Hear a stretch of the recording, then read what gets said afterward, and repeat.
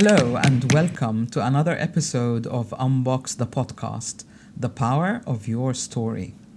I am Sahar Hunaidi Palmer, and today we're diving into one of the most transformative tools of personal growth, rewriting your narrative, or as I'd like to call it, rebranding yourself. Every one of us carries a story. It might be about who we are, what we have been through, or what we believe we are capable of. These stories shape how we see ourselves and how we approach our life. But here's the truth. If your story isn't serving you, you've got the power to change it. In this episode, we will explore how to identify disempowering narratives, reframe them into stories of growth, and how to live in alignment with your new identity, your new story, or your new brand. We will, of course, uncover why sharing your story is also essential. It isn't just inspiring for others, but for solidifying your own transformation. And I'll tell you how. So get comfortable and let's begin. The power of your narrative. Let's start by understanding why your narrative matters. The stories you tell yourself are not just words. They are beliefs. They influence your actions, your choices, and even how you respond to challenges. For example, if your story is something like, I am not good at anything, how likely are you to try something new? That belief, I'm not good at anything, might stop you from taking risks or pursuing opportunities, even though it's not a fact. It is the story that you have been telling yourself based on how you perceive the world around you and your past experiences. However, as I often refer to an empowering quotation, the past is a strange country. People there do things differently. Think about that. Here's a real life example. I once worked with a client who believed she was terrible with money. Every time she tried to save or budget or manage her own business, she would tell herself, I'm just not good at this. But what was missing in her case is knowledge. She literally did not know the basics of handling money, like keeping a ledger, tracking her spendings. That lack of facts, the lack of know-how, kept her stuck repeating the same patterns. When we worked together, her new story became, I'm learning how to manage my money and build financial confidence. This simple shift allowed her to take small, empowering actions. Over time. Her confidence and her bank account began to grow. There are reasons why we got stuck, and because we are stuck, we tell ourselves stories, and these stories form unconscious belief system that dictate our actions. Now, I want you to reflect on this. What is one story that you told yourself which might be holding you back right now? Take a moment to reflect on that as we move into the next segment, which is how to identify limiting narratives. The first step in rewriting your narrative is finding out which ones are you currently living by. Often these stories are so ingrained we don't even realize what we're doing. We don't realize that they're there. Here's an exercise. Write your life story in one paragraph. Don't overthink it, just write whatever comes to your mind. Focus on how you describe yourself and your experiences. For example, someone might write, I've always struggled with confidence. I've always struggled with money. I'm not the kind of person who speaks up or takes risks. I usually stay in the background, for example, and let others lead. Write your paragraph, then read it to yourself and see what you can spot. Do you see from the examples previously how it helps people shape their reality? It kept them in a pattern of avoidance and self-doubt. Now let's take this a step further. Once you've written your paragraph, ask yourself, what themes are recurring? Do I focus on my struggles or on my wins, victories, and strengths? Am I using a limited language like always or never? Or is there room for improvement and expansion? This exercise helps you bring your subconscious narrative into the light, where you can begin to work with it.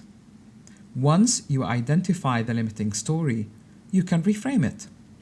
For instance, the person who said, "I'm not the kind of person who speaks up," might reframe their story as, "I'm someone who values observation and reflection. I am learning to step into leadership when the moment feels right. I stand up to my values." Do you feel the difference? It's not about denying the past, but it is about choosing a perspective that empowers you. You could be sometimes doing the right thing, albeit for the wrong reasons, but there's always a reason why you're acting or feeling one way or another. By reframing that narrative, you allow yourself a new you to emerge. Now, let's talk about sharing your story. Rewriting your narrative is a powerful first step. But here's where the magic happens. Sharing your story solidifies your transformation. Why? Because when you begin to share your story, you are reaffirming it to yourself. You are telling your mind, "This is who I am now." In other words, you are re-identifying with yourself. And this is what you might call the rebranding. And as your mind begins to believe it, your actions will naturally start to align with this new story, with this new brand. Let me share a personal experience with you. A few years ago, my late husband and I moved to Dubai. Soon afterwards, my mum came to live with us. At my husband's insistence, she was getting on and need not live alone. And for a few years, we shared a happy life and joyful memories. For me personally, I was somebody's daughter and wife, and my life orbited around both my husband and my mum. But when they both passed away within months of each other, I found it very difficult to identify with who I was, or indeed what was my life about. As I reflected on that while grieving, I had to re-identify with myself in order for my life to move forward again. So, sharing your story also creates ripple effects. It inspires others to build a connection that empowers them to reflect on their own journeys. Here's another example. I once worked with a man who had faced significant career setback. He was hesitant to share his experience, thinking it would make him seem weak. But when he opened up about how he used that setback to pivot and thrive, people around him were deeply inspired. He moved from the corporate world to starting his own business from home, and this all took place during COVID lockdown. His story gave others around him the permission to embrace their own challenges, in fact, to see them as opportunities for growth. Let's talk about why sharing your story might make you feel vulnerable. You might worry about being judged or not knowing how to articulate it. Here are 3 practical tips to help you share authentically. 1. Start small. Share your story with someone you trust, like a friend or a mentor. This builds up your confidence before sharing with a large audience. 2. Focus on the lessons learned. Instead of dwelling on the drama, the trauma, or pain, highlight what you have gained, how you grew out of that experience. And finally, number 3, be real. Don't try to sound perfect. No one is expecting you to be perfect. Very often, we put that pressure on ourselves. Speak from the heart, and your authenticity will resonate with others. You will touch them. You will touch their heart when you speak from your heart. When you share a story, you're not just helping others, you're reinforcing your own transformation. It helps you to build confidence and to step fully into your new narrative. Within the Unbox Life Mentoring methodology, sharing your story serves as an act of accountability, which is one of the BEMA pillars. It transforms your inner beliefs into external commitment. It helps you create a feedback loop between your mind and actions. Sharing also engages the mind and the emotions. It involves both reframing past challenges and fostering connections with others who affirm your journey. It helps you, in other words, to rebuild your life. In short, sharing is not just about telling others your story. It's about telling yourself your story in a way that transforms your beliefs, heals your emotions, and aligns your action with your new self. It is both a practice of self-empowerment and a tool for change.